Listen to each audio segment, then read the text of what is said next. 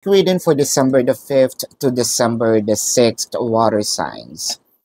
Ipapractice ninyo, water signs, one of the bad sides of yours na magaling kayo. And this is what we called faking the emotion, no? It could be dahil sa sobra nating pag-aantay, we are in a connection na parang ipinapakita pa rin natin we're good, no?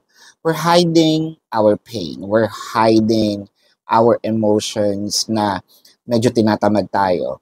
The actions are still there, no? Consistent yung action, ganyan-ganyan, blah blah, yung pakikipag-usap, but deep inside the feeling, medyo nawawala, no?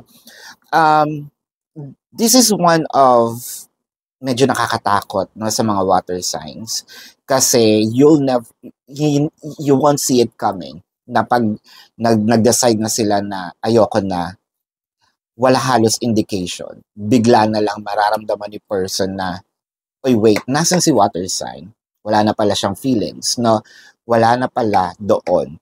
And I think na medyo ito yung nafe-feel natin, no, nawawala yung feelings natin pero hindi natin pinapakita. Water signs, this is your quick reading for December the 5th to December the 6th.